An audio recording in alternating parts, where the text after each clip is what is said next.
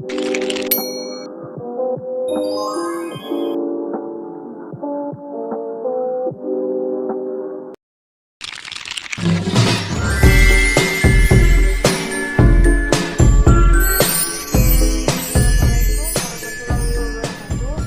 semuanya, perkenalkan nama saya Radifa Nur Naswa dari Prodi Bimbingan Konseling Islam semester 3 Fakultas Usuluddin Adab dan Dakwah Universitas Sultan Haji Muhammad Idris Samarinda. Jadi pada video kali ini kita lanjut pada materi tentang psikologi perkembangan, yaitu pengaruh keturunan terhadap perkembangan. Jadi langsung saja masuk pada materi yang pertama, yaitu tentang latar belakang dari materi ini, yaitu bab ini membahas sebuah perkembangan manusia dari perspektif keturunan dengan berusaha menentukan bagaimana genotipe seseorang atau gen yang diwarisi seseorang diekspresikan sebagai fenotipe atau karakteristik seseorang yang dapat diamati ataupun juga diukur. Pertama, kita akan meneliti bagaimana informasi keturunan ditularkan dari orang tua kepada anak-anak mereka, dan bagaimana mekanisme keturunan menjadikan kita individu yang unik. Kemudian kita akan meninjau bukti kontribusi keturunan terhadap atribut psikologis penting seperti kecerdasan, kepribadian, kesehatan mental, dan juga pola perilaku. Oke, lanjut pada rumusan masalahnya, itu kita akan membahas tentang bagaimana pengaruh keturunan terhadap perkembangan dan bagaimana pertumbuhan zigot dan juga produksi sel tubuh.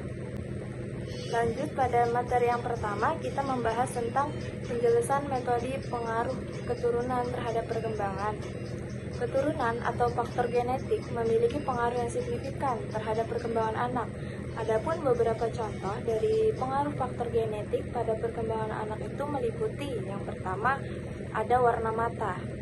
Pola genetik sering mengikuti logika dominan resesif. Contohnya itu misalnya nih, jika salah satu orang tua memberikan gen mata coklat dominan dan yang lain memberikan gen mata biru, biasanya anak yang lahir akan memiliki warna yang coklat.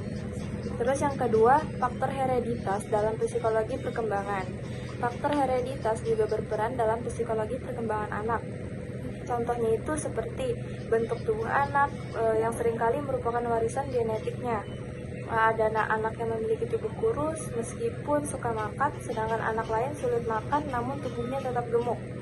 Yang ketiga, ada pengaruh faktor keturunan terhadap perkembangan psikologi, di mana di Indonesia dengan keberagaman suku, ras, etnik maupun budaya.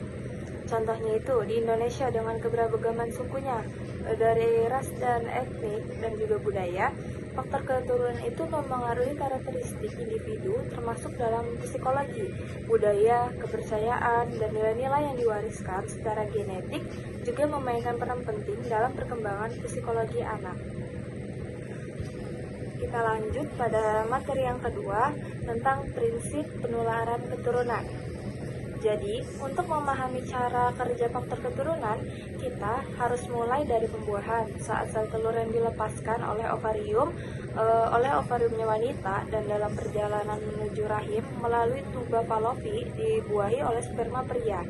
Setelah kita menetapkan nih apa yang diwariskan pada saat pembuahan, kita dapat meneliti mekanisme yang digunakan untuk memengaruhi karakteristik yang kita tampilkan.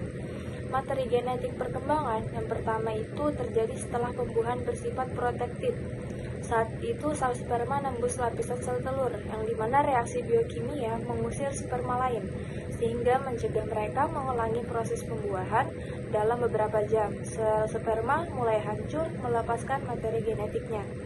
Sel telur juga melepaskan materi genetiknya, dan inti sel baru terbentuk di sekitar informasi keturunan yang diberikan oleh sperma ayah dan sel telur ibu.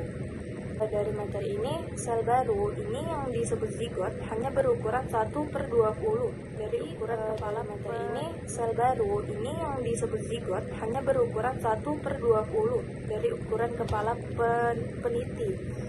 Namun sel kecil ini mengandung materi biokimia untuk perkembangan zigot dari sel tunggal menjadi manusia yang dapat dikenali.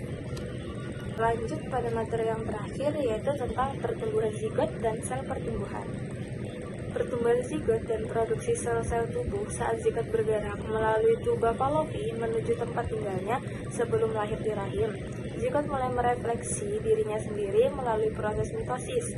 Awalnya zigot membelah menjadi 2 sel, tetapi 2 sel tersebut segera menjadi 4. 4 menjadi 8, 8 menjadi 16, dan seterusnya. Tepat sebelum setiap pembelahan, sel itu menggandakan 46 kromosomnya.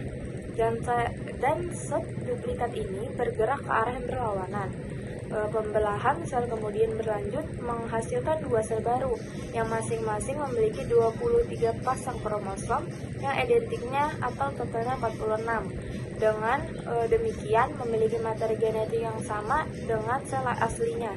Proses yang luar biasa ini diilustrasikan pada gambar 3.1 pada saat seorang anak itu lahir. Ia terdiri dari miliaran sel yang diciptakan melalui mitosis yang membentuk otot, tulang, organ, dan juga struktur tubuh lainnya. Oke, kita lanjut pada yang terakhir, yaitu kesimpulan. Berdasarkan dari materi tersebut, dapat kita simpulkan bahwasanya pengaruh keturunan terhadap perkembangan itu dapat disimpulkan bahwa faktor genetik memainkan peran penting dan menentukan berbagai aspek perkembangan seorang anak. Keturunan itu tidak hanya mempengaruhi ciri fisik seperti warna mata atau bentuk tubuh, tetapi juga berperan dalam perkembangan psikologis anak seperti sifat, kecerdasan, dan preferensi tertentu. Dapat disimpulkan juga bahwasanya faktor keturunan dan lingkungan memiliki pengaruh yang signifikan terhadap perkembangan anak. Pertumbuhan yang memadai dalam satu aspek akan berkontribusi pada perkembangan yang memadai dalam faktor lainnya, sehingga keberhasilan dalam mencapai perkembangan yang tepat selama masa pertumbuhan anak sangat dipengaruhi oleh faktor keturunan dan juga lingkungan. Ya, oke, sekian presentasi dari saya. Kurang dan lebihnya mohon maaf. Sampai jumpa di diskusi selanjutnya. Assalamualaikum warahmatullahi wabarakatuh.